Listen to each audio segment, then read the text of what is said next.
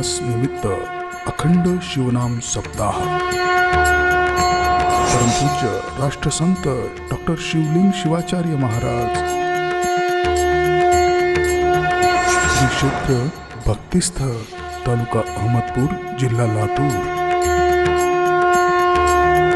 अखंड शिवनाम सप्ताह कीर्तन महोत्सव परमरहस्य पारायण सोहळा प्रेक्षेपण आपलं आवडतं मराठी हॉटस्पॉट पुनर्प्रेक्षेपण गजर कीर्तनाचा देव माझा मी देवाचा हीच माझी सत्यवाचा संतांनी म्हटलं की देवाला माझं केलं अगोदर त्याला माझं म्हणावं लागेल आणि तेव्हा तो तुमचा अगोदर आपली आवडी त्याच्यापर्यंत गेली पाहिजे नामाची आवडी जीवतर फळी तया लागे त्याच्या नामाची आवडी आम्हाला झाली पाहिजे तेव्हा त्याला आपल्याला साठवता येईल. मला एक आठवतंय मी लहान होते त्यावेळेस पहिलं जास्त बघा त्या महिला येत होत्या गळ्यामध्ये देवी घालून देवी बांधायच्या तुळजापूरच्या अंबाबाई आणि मागण्यासाठी यायच्या कुंकू लावायच्या काय काय करायच्या. मी 5-6 वर्षाची लहान होते. त्याच्या अगोदर एक घटना घडलेली होती आमच्या मामाच्या घरी. त्यांच्याकडे एक माणूस आला होता आणि त्यानं मामाला बोलत बोलत बोलत म्हणायला सुरुवात केली पटका कोणाचा. मामा म्हणजे माझा. मी घातलाय डोक्यावर जेव्हा पटका माझाच राहणार आहे. तेव्हा त्यानं सांगितले अहो देवाचा म्हणा. मामा म्हटले ठीक आहे देवाचा आहे ना काढून ठेवा. काउंटर होतं मोठं किराणा दुकान होतं त्यांचं. त्या काउंटरवर ते फेटा काढून ठेवला. अंगठी कोणाची त्यानं सांगितल्यानंतर मामा म्हणले अंगठी माझी आहे बाबा आता अंगठी कशाला मागायला. नाही म्हणले तुमचीच राहू द्या पण देवाची म्हणायला काय चालले का फक्त म्हणा म्हणले देवाची. अंगठी काढून ठेवली. त्यानं एवढी चपळाई केली की अंगठी फेटा संपत. कारण ते कोणाचं झालं देवाचा. तशी ती बाई आली होती घरी. आम्ही बाहेरच खेळत होतो. ती बाई आली आईला कुंकू वगैरे मागितले आईनं कुंकू वगैरे दिलं. सगळी भोळ्या बायका पहिल्या. ती बाई म्हणाली सांगायची असं तुझं सौभाग्य राहील काय होईल काही झालं नाही सौभाग्य राहिलं नाही काय नाही. त्या लोकांचं काही खरं नसते पण आपले खेड्यातले लोक भुलून जाते. असं बोलत बोलत ती बाई म्हणली ही पोरगी कोणाची. आमच्या आईला आठवण झाली. त्यांच्याच भावाला गंडवलं होतं ना. आठवण झाली आईला आणि आईने म्हणले मला पटकन तू मोठीचा नाहीतर तुला हे घेऊन जातील म्हणले देवाचा म्हणलं तर हे व्यवहार झाला. हा काय झाला व्यवहारामध्ये. परंतु परमार्थामध्ये या परमार्थामध्ये जर आपल्याला त्या परमेश्वराला आठवायचं असेल तर मग मात्र त्याला हृदयस्थ जर आपल्याला करायचं असेल तर त्याचं स्मरण त्याचं चिंतन आणि त्याचं ध्यान आपल्याला करूनच त्याला साठवावं लागेल आहे की नाही. शिवहार शिवहार शिवहार शिवहार शिवहार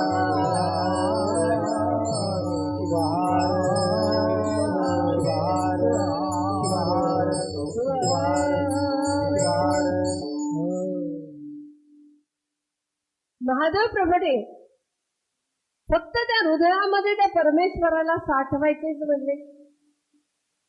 हृदय मंदिरी साठविला देव आठविला भव सिंधुजेने.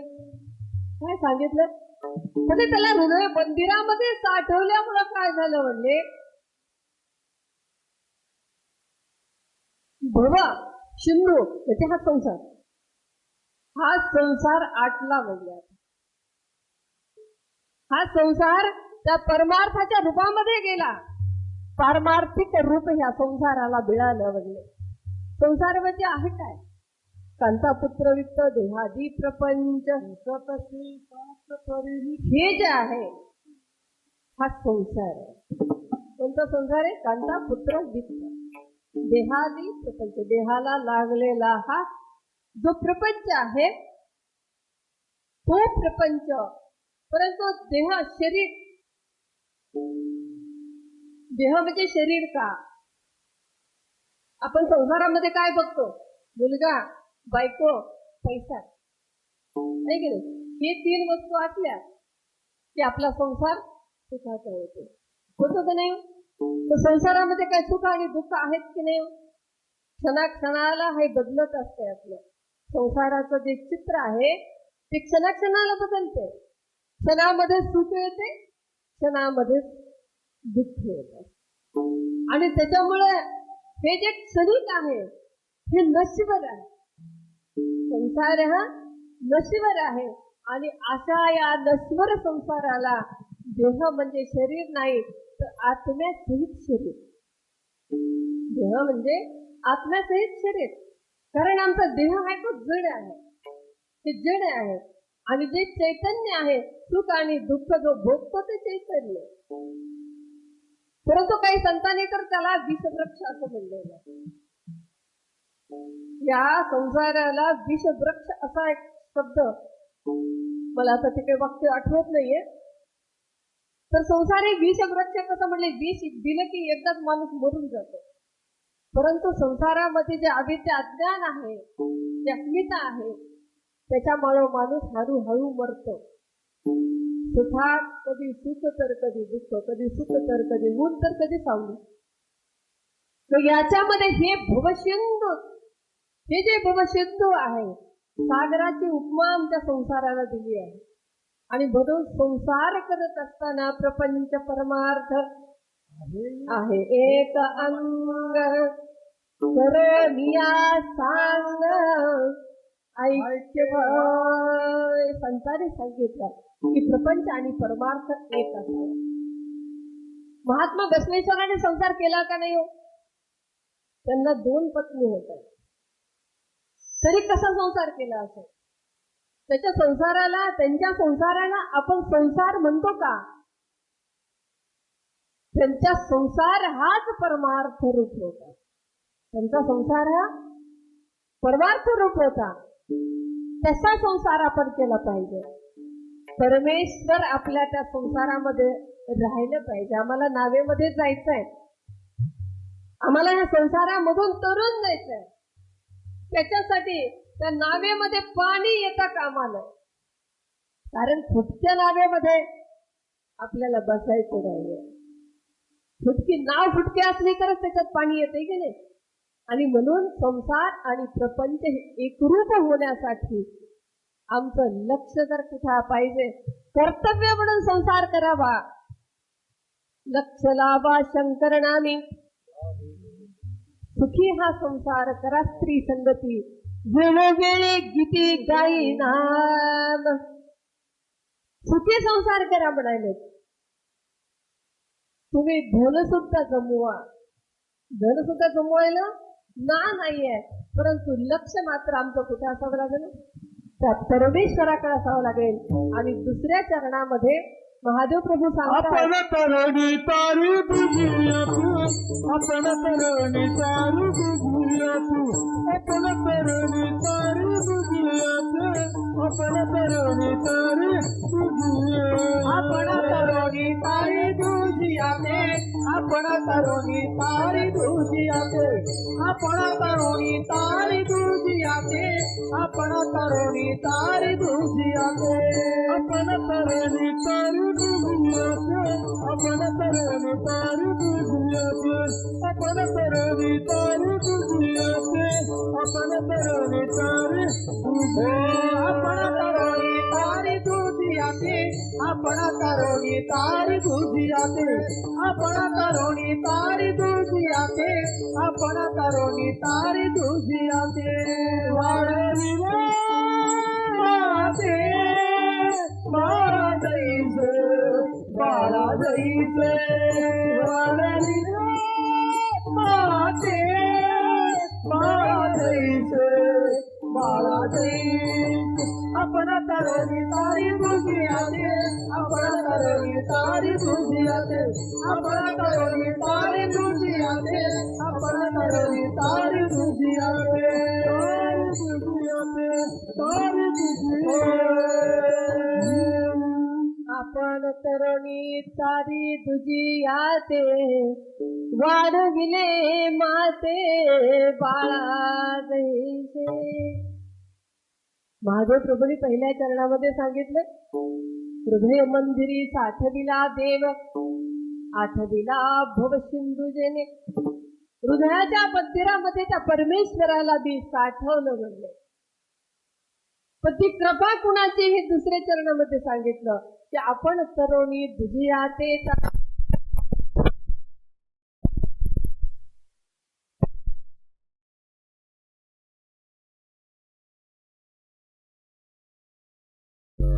तुळशी महाराजांनी ज्ञानेश्वर मौलीच्या डोक्यावर हात ठेवला. डोक्यावर हात ठेवल्यानंतर ज्ञानेश्वर मौलीने त्यांना नमस्कार केला, साष्टांग नमस्कार करून सांगितलं, गुरुमौली आज तुम्ही माझ्या मस्तकावर हात ठेवल्यामुळे मी सुखावलो. आज मी सुखावलो म्हटले. घडल्यानंतर निवृत्ती महाराज म्हणले, बघ म्हणले, तू एकटा सुखावलास का तू अनंत रूपातला सुखावलास?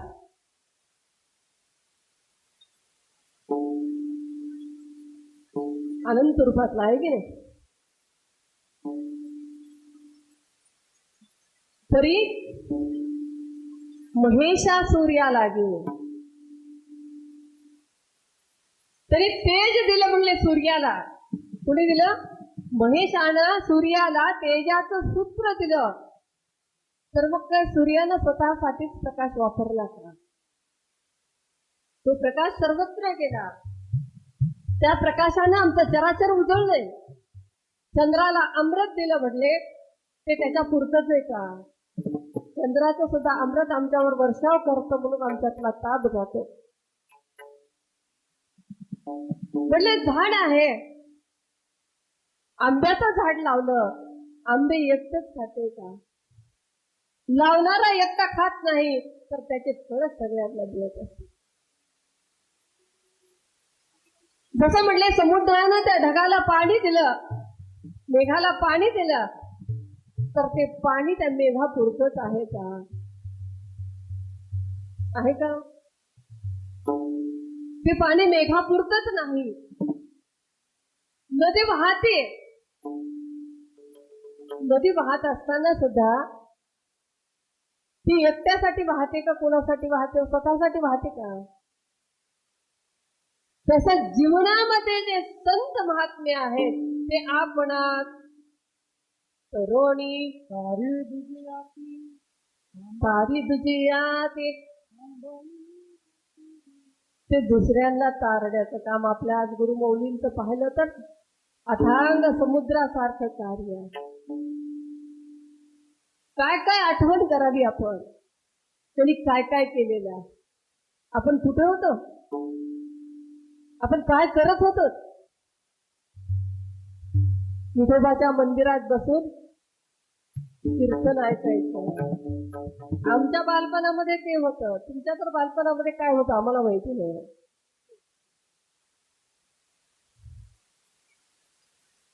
जे मिळत होतं ते त्या संप्रदायाकडून. आमच्या गळ्यात लिंग होता. वाहनाची सोय नसल्यामुळे आमचे गुरु महाराज आम्हाला 5-5 वर्ष 10-10 वर्ष मिळत नव्हते. मिळत होते का? खरं सांगा, मिळत नव्हते. 5-5 10-10 वर्ष आम्हाला घातल्यानंतर एकदा गुरु महाराज यायचे आणि आम्हाला फक्त लिंग दीक्षा देऊन लिंग पूजा करायला सोबत घ्यायचे. पण आम्हाला अष्टावरण माहिती नव्हतं, षटस्थल माहिती नव्हतं, जे आम्हाला गुरु मौलीनं आज माहिती करून दिलेलं. ते अवतारकरी युग पुरुष आहेत. आपण पाहिलं तर आहे अपरिग्रह. हे 5 जे आहेत, 5ही मौलींच्या अंगीकारामध्ये आहे का? कधीच कोणाला वाचेलं दुखवलं नाही. सत्य असते हे सगळं.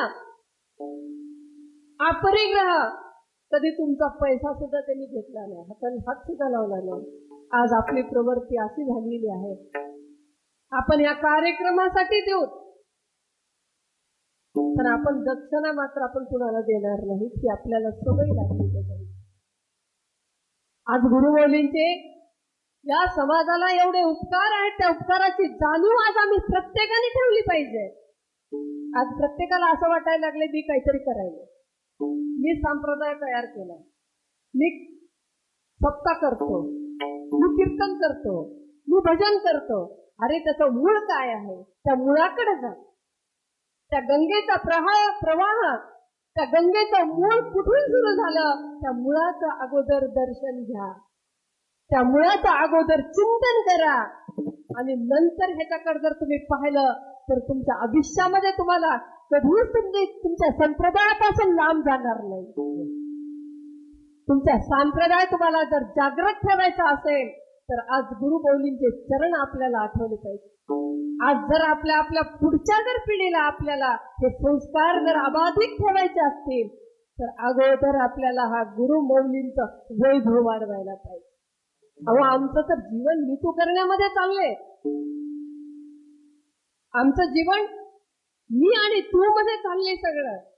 ते असं नको व्हायला.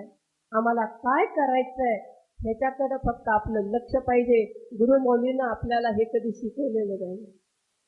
कधी भांडणं त्यांनी मिटवलेत, भांडणं कधी मौलीने वाढवलेत का? भांडणं मौलीने आपल्या वाढवलेले नाहीयेत. आणि म्हणून आम्ही त्यांचे उपकार मानून त्यांनी जे आम्हाला हे संप्रदाय तयार करून दिला, भजनाची परंपरा, कीर्तनाची परंपरा, गावोगावी सत्य आज प्रत्येकाच्या हृदयामध्ये आपली मौली आहे. प्रत्येकाच्या घराघरामध्ये आपले मौली आहेत. प्रत्येकाच्या घराघरामध्ये आपल्या मौलीचं चरित्र आज गेलं पाहिजे. प्रत्येकाने गुरुमौलींचा चरित्र ग्रंथ घेतलाच पाहिजे. कारण ही आपल्या पुढच्या पिढीची तयारी आहे. ही आपल्या पुढच्या पिढीची तयारी करण्यासाठी आणि हे अबाधित ठेवण्यासाठी आज आपल्याला हे कार्य करावं लागेल. गुरुमौलींचं कार्य म्हणजे आपण जर पाहिलं, मला आठवते एक वेळेस मौली असं बंगवीवर बसलेले होते आणि बंगवीवर बसल्यानंतर काही लोक आले. आम्ही इथं राहत होतो त्यावेळेस अहमदपूरला, आणि अहमदपूरला राहण्यासाठी खरं तर गुरुमौलींचीच आमच्यावर कृपा होती. आम्हाला त्यांनीच सांगितलं तुमची मुलं डॉक्टर होणार आहेत आणि तुम्ही अहमदपूरला राहा. हे कसं कळालं असेल तुम्ही विचार करा. लेकरं माझे मॅट्रिकला होते. अगोदरच पुढच्या गोष्टी त्यांना अगोदर कळत होत्या. आणि बसल्या बसल्या त्यांनी ते लोक आले म्हणून गच्चीवर गेले, बाजूच्या हॉलमध्ये गेले, आणि हॉलमध्ये गेल्यानंतर गुरुमौली रागात आले होते खूप. आम्ही खूप घाबरून गेलो. मी तसं कधी बघितलंच नव्हतं मौलींना. रागात आले कारण ते लोक व्यवस्थित काम करत नव्हते म्हणून. जेवढ्या आवेशामध्ये बाहेर गेले होते तेवढे शांतपणे त्यांनी आत येऊन बंगल्यावर बसून मोठ्याने हसू लागले. मोठ्याने हसू लागले. आपल्याला काही प्रकार कळाला काय त्याच्यामध्ये?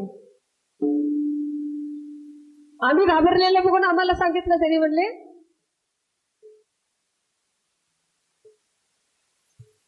तुम्ही घाबरू नका. म्हणजे क्रोधाला आपल्या ताब्यात आणि जाणून नेणते, नेणून जाणते, जाणून जाणते, आणि शेवटचे जे आहे ते नेणून जाणते. पहिला जो प्रकार आहे, कारण आपल्या समाजामध्ये सगळीकडेच हे प्रकार आहे, नेणून नेणते, म्हणजे त्याला ह्याच्यातलंही कळत नाही, त्याच्यातलंही कळत, भक्ती मार्गही कळत नाही. मग अशा लोकांसाठी गुरु महाराज आहे. तुम्हाला एक उदाहरण सांगते. आमचे मामाच्या गावाला. तुम्ही म्हणताल मामाला आठवायला, आज मामाला मामाच आठवायले. कारण अभंग कसा आहे, आमच्या आईच्या आत्याचा मुलगा तो नेणून नेलता होता. त्याला कळत नव्हतं आणि त्याला आपल्याला कळत नाही हे बी ज्ञान नव्हतं. माणसाला कमीत कमी आपल्याला कळत नाही हे तरी ज्ञान पाहिजे की नाही, एवढं पाहिजेच आहे. परंतु तेही त्यांना कळत नव्हतं. आणि एक दिवस आमच्या इथे होती आणि त्या आईच्या आत्या जी आहे त्याला सोडून तो मुलगा राहत होता. तो म्हणायचा आला मामा, ते आले त्याचे की म्हणायचा मामा चल जेवायला. आमच्या आईनं 2-3 दिवस ऐकलं आणि त्याला सांगितलं, म्हणजे आवाज म्हणावं बेटा, असं म्हणू नये, आवाज करावं म्हणले मोठ्या माणसाला. आमच्या आईने शिकवलं त्याला. गुरु कुठंतरी भेटायला पाहिजे की नाही. मग त्याला गेला, मामा आवाज चल जेवायला. हे काय नेणून बोलते. मग आमच्या आईनं ऐकलं, आईनं सांगितलं, म्हणले असं नाही रे, मामा आवाज म्हणजे चला या बसा उठा असं म्हणावं लागतं. त्यानं गेला, मामा चला उठा बसा आवाज चल जेवाय. हे काय नेणून नेमते आहे. मग आमच्या आईला फार गंमत करायची सवय होती. आणि लहान लेकरं म्हणल्यावर सुसू करतात की नाही झोपीमध्ये. आणि त्याच्यासाठी एक बाज होती सेपरेट, त्याच्या खाली एक डब्बा ठेवला जायचा. आमच्या आई म्हणली तू काय कर, म्हणजे तुझ्या आईला पत्र लिहि. पत्र लिहायला बसवलं. आईनं जे सांगितलं ते त्यानं लिहायचं. पत्र पोहोचलं त्याच्या आईकडं. त्याच्या आईला वाटलं माझं लेकरू किती शहाणं झालंय, आता किती दिवसानं त्याचं पत्र आलं, म्हणजे त्याला आता लिहिता यायलंय म्हणून आनंद झाला. शेजारणीकडे ते वाचायला दिलं. कुठं दिलं? शेजारणीकडे ते पत्र वाचायला दिल्यानंतर त्या पत्रात काय होतं लिहिलेलं त्या आईला वाटलं माझ्या लेकरानं काय लिहिलं असेल. सांगितलं तीर्थरूपाई साष्टांग नमस्कार, माझं सगळा प्रोग्राम व्यवस्थित चालू आहे, मी अभ्यास करतो आहे. आईच्या हृदयामध्ये आनंद होऊ लागला. आणि 3ऱ्या टप्प्यामध्ये लिहिलं होतं, मी पहिला जे 2दा करत होतो ते आता 3दा करायलो. आणि डब्बा सकाळी व्यवस्थित बाहेर टाकतो. शिवहार शिवहार शिवहार शिवहार.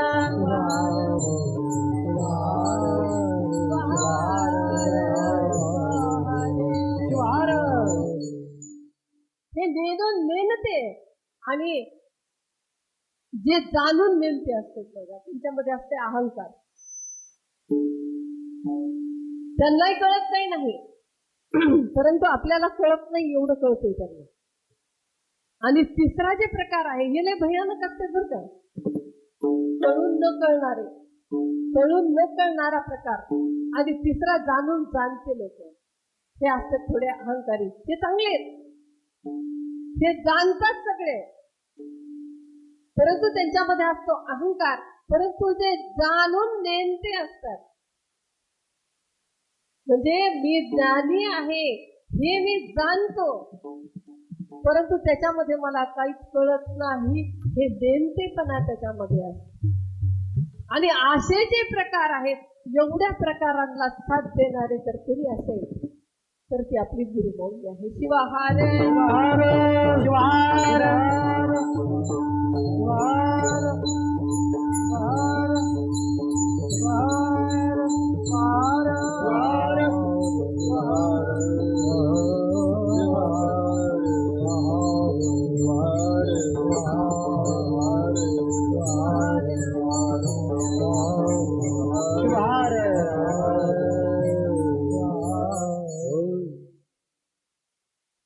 गुरुमौलीनं आज आपल्या समाजाला आधार दिला, आमच्या मनामध्ये आपला धर्म साठवून दिला. आपल्या मनाला काय म्हणतात ना, मन चंगा तो काटवट मे गंगा. त्या काटवटेमध्ये आमच्या ह्या मनामध्ये, आमच्या बुद्धीमध्ये, आमच्या अंतःकरणामध्ये त्यांनी ज्ञान दिलं. आणि अशा प्रकारे गुरुमौलीनं आईप्रमाणे आम्हाला सांभाळलं. महादेव प्रभू काय म्हणतात की वाढविले माते बाळा जैसे. त्या आई जसं म्हटलं त्या बाळाचं संगोपन करताना त्याला खाऊ घालणं, त्याला दूध पाजवणं, काय काय करते आई? त्या बाळाचं काय करत नाही. त्या आईलाच माहित असतं की आता माझं बाळ काय खाणार आहे, 1 महिन्याच्या बाळाला काय द्यावं, 2 महिन्याच्या बाळाला काय द्यावं, 6 महिन्याच्या बाळाला काय द्यावं, 1 वर्षाच्या बाळाला काय द्यावं. ते फक्त त्या आईला कळत असतं. आपल्याला काही कळतंय का त्याच्यात? आपल्याला काहीच कळत नाही. एका सिस्टरला खूप मोठं व्याख्यान दिलं तिनं बाळाचं संगोपन कसं करावं. त्यावेळेस एका माणसाने विचारलं बाळाला कसं सांभाळावं, बाळाला दूध 2-2 तासांनी पाजवावं, त्या बाळाच्या लंगोट्यासारख्या बदलाव्यात, त्यानं सुकीली का शिकीली का हे पाहावं, त्यानं रडलं तर ते का रडायले, त्याला मुंगीत, हे सगळं अगदी एवढं मोठं प्रवचन दिलं. कोणी दिलं? सिस्टरनं. दिल्यानंतर एक जणानं विचारलं बाई अनुभव काय? काय अनुभव होता त्यांच्याकडे? त्यांच्याकडे अनुभव काहीच नव्हता. त्याने सांगितलं बाबा माझं लग्नच झालं नाही. म्हणून अनुभवी आई, आई ही आई असते आणि त्या बाळाला ज्याप्रमाणे त्या आईनं संगोपन करावं तसं आज आपल्या गुरुमौलीनं आपलं संगोपन करून आपल्याला आज मोठं केलेलं आहे. आज आपल्याला ज्ञानाचं भंडार त्यांनी आपल्याला दिलं. आपल्या हृदयामध्ये त्या परमेश्वराची ज्योत त्यांनी प्रज्वलित करून दिली आणि याच्यापेक्षा सुद्धा त्या आईने काय करावं आज आपल्याला त्यांनी भजनाला लावलेला आहे. आणि म्हणून आता आपल्याला सगळ्यांना भजन करायचे. शंकर उमाई शंकर भूमाई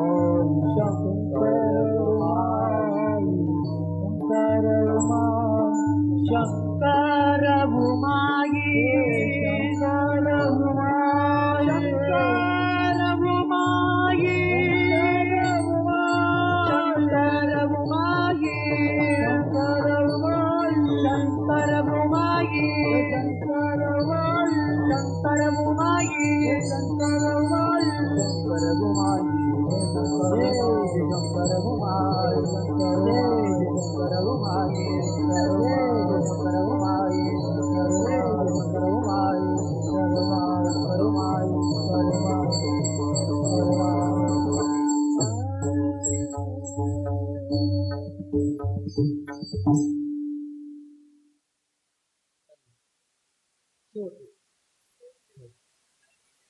शिवहार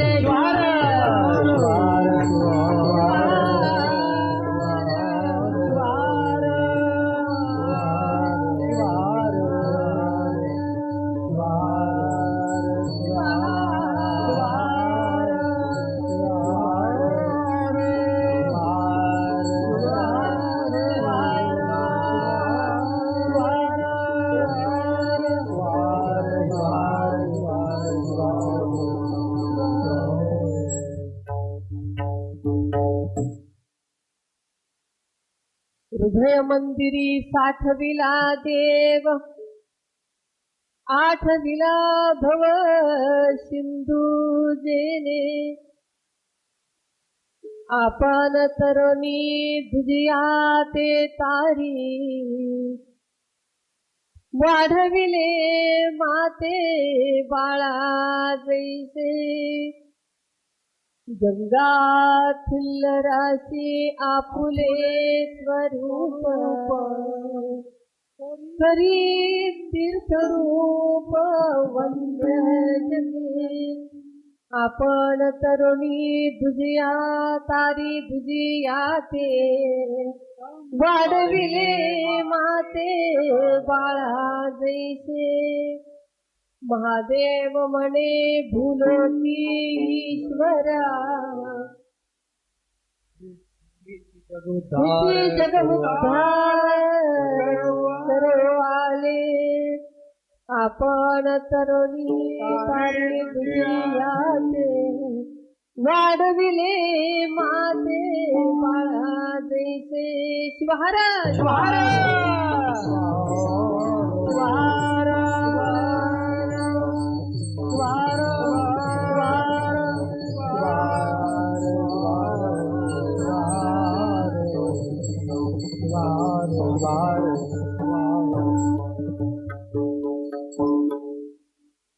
पहिल्या 2 चरणामध्ये महादेव प्रभूने हृदय मंदिरामध्ये त्या परमेश्वराला साठवलं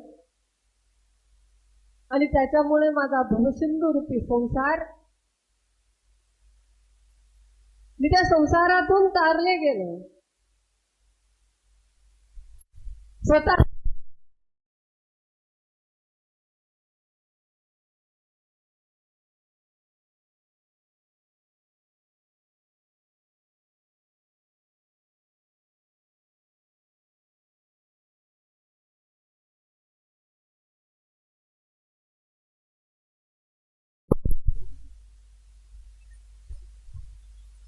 आपल्याला बाळ व्हावं लागतं. बाळ झालं तरच ती आई घुटी पाजवते, दूध पाजवते. पण आम्ही जर बाळ नाही झालो, आम्ही जर खूप शहाणे आहोत, आम्ही मोठे आहोत, आम्हाला फार कळतंय, अशा पद्धतीनं जर आम्ही त्या गुरुमौलींच्या समोर जाऊन बसलो तर मिळते का? गुरुमौलीनं मटिवाळ शिवाचार्याच्या सानिध्यामध्ये कोरी पाटी घेऊन सर्व अंगाचं कान करून त्यांनी मौलीच्या त्या मांडीवर झोपत होते आणि त्यावेळेस त्यांना तो ज्ञानामृत पाना मटिवाळ अप्पांनी पाजवला होता. आणि म्हणून आज आपल्याला हे एवढं वैभव आपल्याला पाहायला मिळालेलं आहे. आपण जर बघितलं तर त्या संतांची जी दृष्टी असते ती दृष्टी ईश्वर रूप असते. त्या दृष्टीमध्ये त्यांना ईश्वर दिसत आहे. अक्कम महादेवीचं एक वचन आहे, त्या वचनामध्ये अक्कम महादेवी सांगतात, चिंच कैरी लिंबू संत्री याच्यामध्ये आंबटपणा कोणी घातला, गहू ज्वारी तांदूळ याच्यामध्ये विशिष्टता कुणी घातली, जाई जुई मोगरा गुलाब याच्यामध्ये सुगंध कोणी घातला. मग प्रत्येकामध्ये तू आहेस का नाही चन्न मल्लिकार्जुन, सर्वत्र तरी ईश्वर पाहिला. काय म्हणतात तरी आपलं सुद्धा कुतूहल तेच आहे. आपण पाहताना आपण पाहत असतो जमीन काळी,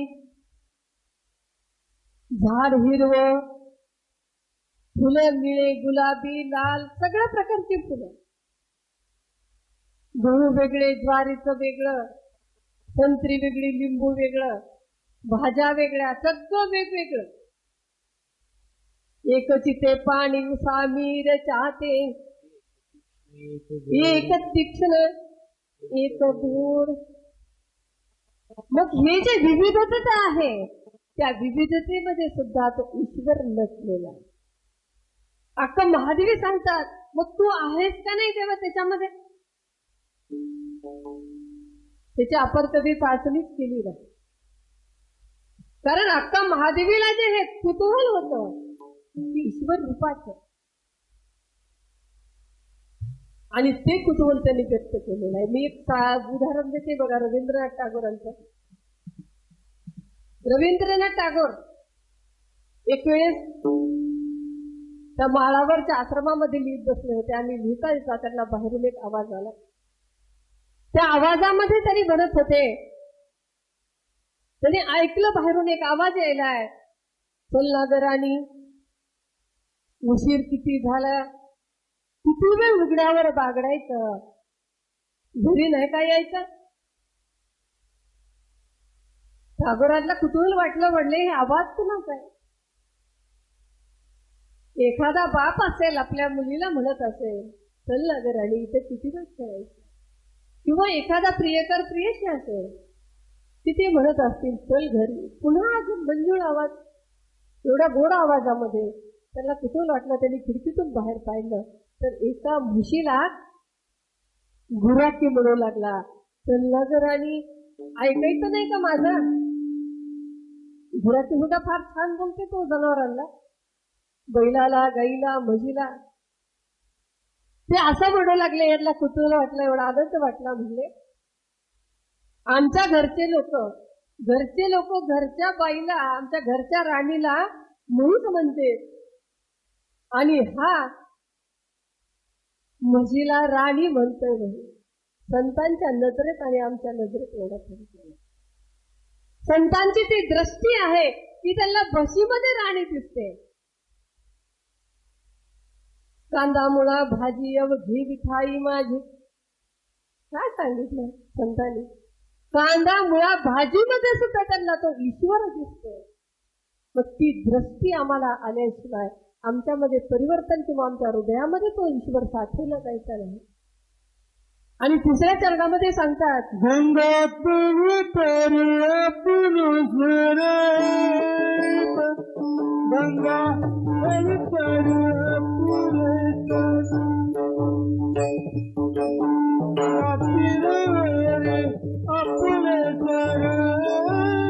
ती मिक्स होते. किती घाण होते ते पाणी. ते घाण पाणी, नद्या, ओढे हे त्याचे तयार होतात, आणि त्या नद्या ओढे गंगेमध्ये मिसळल्यानंतर ते तीर्थरूप होते की नाही? तसं या भक्तिमय वातावरणामध्ये आपण सुद्धा त्या गुरुमौलींच्या चरणाचं गंगा स्नान झालं आपल्याला, आणि म्हणून आपण सुद्धा पावन झालेलो आहे. आणि अशा प्रकारे हा अभंगाचा माधोकरण टाईम झालेला आहे. त्याच्यामुळं आपण ओझरत घेऊन आपण पुढे जाणार आहोत. हा जो अखंड शिवनाम सप्ताह आहे, प्रतिवर्षाप्रमाणे याही वर्षी हा कसा मोडावा, किती अडचणी आहेत, आणि या महामारीमध्ये सुद्धा हा सप्ताह आपला होत आहे. प्रत्येकाने स्वतःचं रक्षण करावं. तोंडाला सगळ्यांनी बांधलं पाहिजे. बघा, आपण कुणीच बांधलेलं नाहीये. प्रत्येकाने ते सांभाळलं पाहिजे, कारण शरीर सांभाळलं तरच त्या परमेश्वराला आपल्याला साठवता येईल, त्याचं स्मरण करता येईल. कारण हा महालाभ आहे आमच्यासाठी, महालाभ आहे की नाही? आणि हा महालाभ आपल्याला जर मिळाला तो आपण वाया जाऊ द्यायचा नाही. म्हणून त्या शरीराला सुद्धा आपण सांभाळलं पाहिजे. संतांनी आम्हाला हे शरीर मिळून जर आम्ही त्या परमेश्वराला शरण नाही गेलो, शरीर मिळून जर आम्ही त्याची भक्ती नाही केली, तर हा जन्म आमचा व्यर्थ आहे. मग पुण्या देही कराल सार्थक, पहा हो विवेक करिया. संतांनी आम्हाला इतका सोपा उपाय सांगितला की या जन्मामध्ये जर आम्ही नाही केलं काही, तर आम्हाला पुढचा जन्म कोणताही माहिती नाही. कारण त्याच्यासाठी आम्ही अव्यक्त आहे. आम्हाला माहिती नाही आम्ही पुढे कुठे जाणार आहोत. आम्हाला हा भक्ती मार्ग, आम्ही भक्ती करतोय तर आम्हाला हा मार्ग मिळालाच पाहिजे. परंतु हे जे आपल्याला मिळालेलं धन आहे, हे धन आपल्याला सांभाळायचे. आपल्या हृदयामध्ये आपल्याला गुरुमौलीने जे धन दिले ते आपल्याला हृदयामध्ये आपल्या साठवलं पाहिजे. संतांनी आम्हाला इंद्रियापासून अलिप्त राहण्यासाठी सांगितलं. डोळे तुम्हाशी प्रार्थना, पहा कैलासी राणा. डोळ्याला प्रार्थना केली, मनाला सांगितलं, मना तुझं लागे विनोदित आहे, नको सोडू पाय शंकराचे. आणि कर टाळी कीर्तनी, चरणी नृत्य करी टाळी, मुखी शिवनामावळी. मुखानं त्याचं स्मरण करावं, कानाने त्याचे शब्द ऐकावेत, डोळ्याने त्याचं स्वरूप आपल्या डोळ्यामध्ये साठवून घ्यावं, आणि त्या हृदयामध्ये परमेश्वराला साठवावं. हे महादेव प्रभूने आपल्याला सांगितलेलं आहे. शेवटच्या चरणामध्ये महादेव माने भूमकी विश्वर, महादेव माने भूमकी विश्वर, महादेव माने भूमकी विश्वर, महादेव माने भूमकी विश्वर, महादेव माने भूमकी विश्वर, महादेव माने भूमकी विश्वर, महादेव माने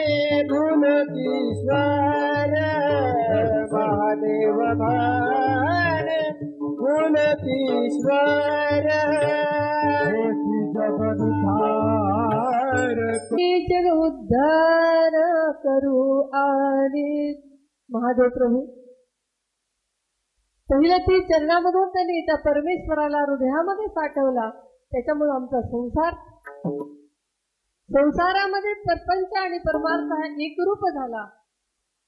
आणि त्याच्यामधून जे त्यांचं अवतरण आहे त्या सद्गुरुनाथांनी स्वतः सोबत आमचंही हित केलेलं. दुसऱ्या चरणामध्ये सांगतात आणि तिसऱ्या चरणामध्ये जसं गंगा त्या मोहळांना, छोट्या छोट्या नालेला, ओढ्यांना स्वतःमध्ये घेऊन तीर्थरूप करते आणि पुन्हा अंती सागराला मिळवते. है की नाही? मी तू विराले एक रूप झाले, रूपची रंगले स्वज्वळ. आता देव आम्ही झालो एक रूप, द्वैताचा संकल्प हरपला. इथं द्वैत सुद्धा राहत. आणि अशा प्रकारे महादेव प्रभूने भू ईश्वर अवतरले म्हणून सांगतात. शेवटच्या चरणामध्ये सांगतात गुरु मौली म्हणजे आपल्यासाठी ईश्वर होते.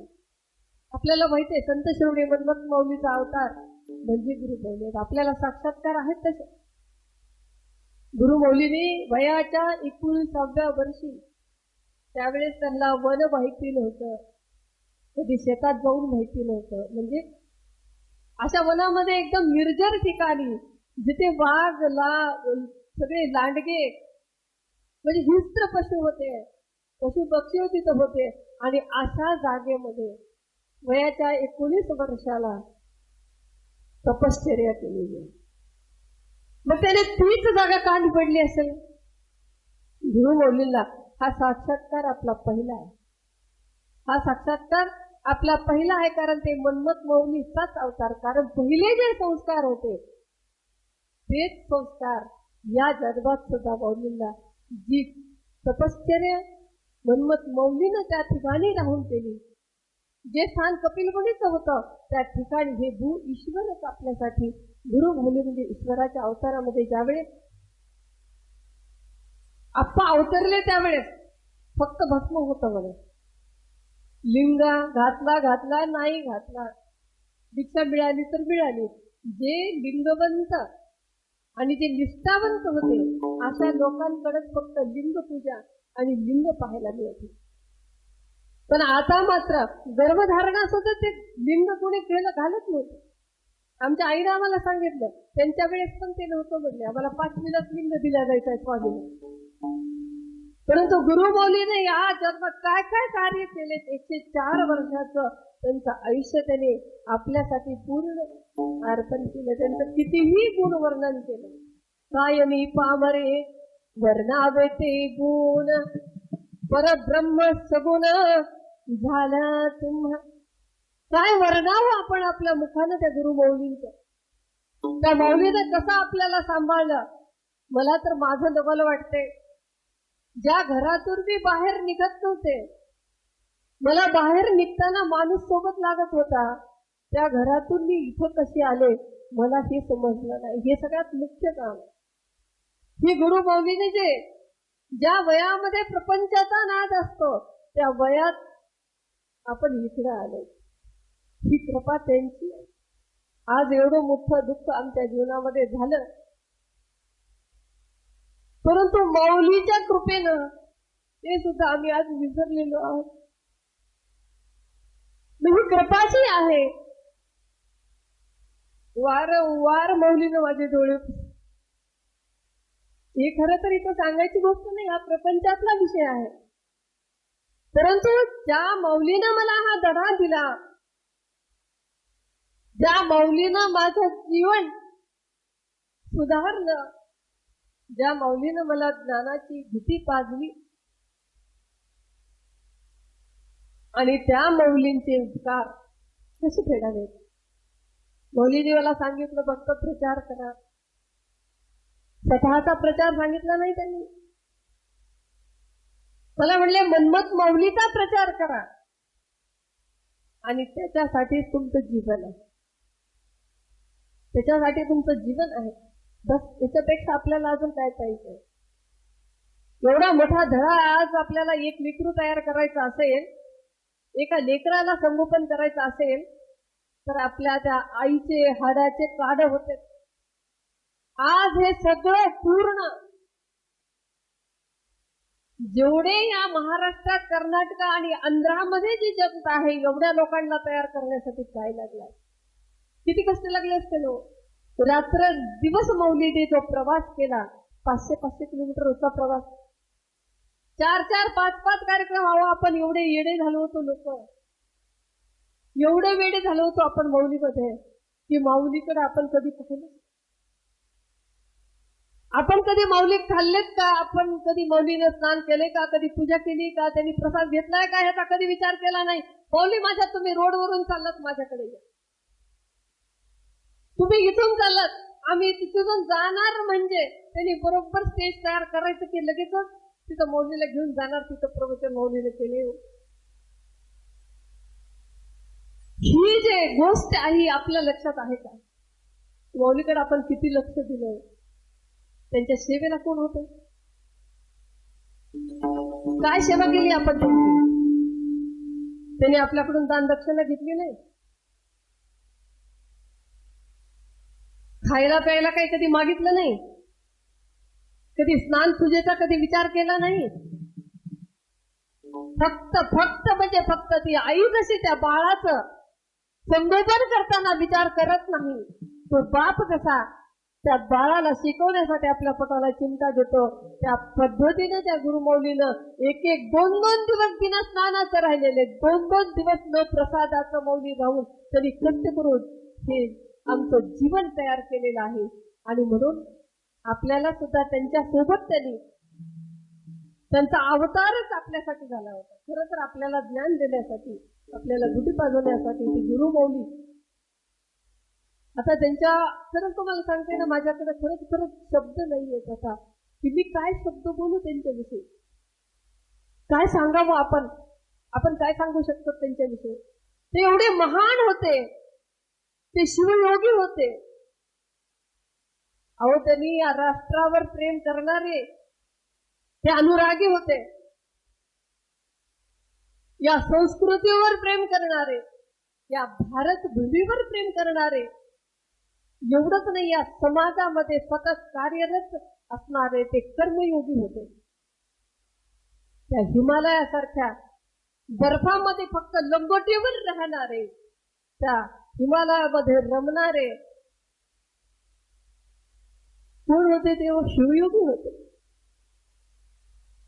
आपल्याला आज समाजाला त्यांनी एवढं गुंत केलेलं, आपल्याला सुद्धा गुंत केलं, आपल्याला शिवभक्त केलं.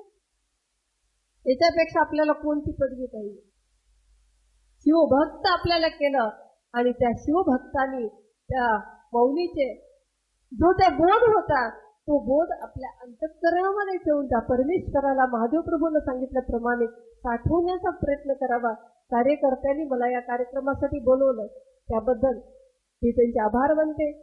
आमच्या भक्तिस्थळावरील घोटेताई आमच्या, त्यांनी पण रात्रंदिवस आपल्या सेवेमध्ये रत आहेत. त्यांच्या चरणी वंदन करते. तुम्ही गायक वादक आणि सर्व सद्भक्त यांच्या चरणी वंदन करून मी आपल्या सेवेला पूर्ण विराम देते. आणखी एक गोष्ट आहे, जेव्हापासून ही आपले संस्कृती प्रकाशन आहे, तेव्हापासून शिवकुमार अप्पा गंजगाळे हे आपल्या संस्कृतीचं काहीही न स्वतःला आशा ठेवता, कारण गुरुमौलीच आपले तसे होते, निरपेक्षतेने त्यांनी आपल्याला सेवा देत असतात. ग्रंथासाठी आपण सुद्धा त्या ग्रंथाकडे पाहावं. त्यांनी आज सप्ताह असला की रात्रदिवस तिथं बसून राहतात.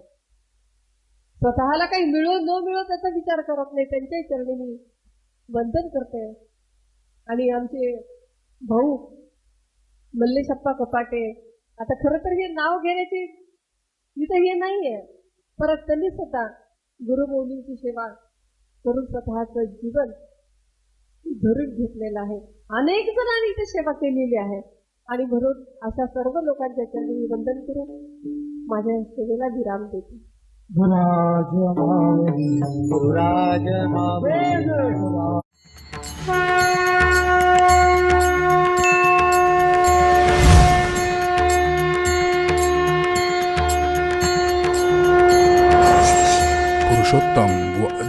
मास निमित्त अखंड शिवनाम सप्ताह परमपूज्य राष्ट्रसंत डॉक्टर शिवलिंग शिवाचार्य महाराज श्री क्षेत्र भक्तिस्थळ तालुका अहमदपूर जिल्हा लातूर अखंड शिवनाम सप्ताह कीर्तन महोत्सव परमरहस्य पारायण सोहळा प्रेक्षेपण आपलं आवडतं मराठी हॉटस्पॉट पुनर्प्रेक्षेपण गजर कीर्तनाचा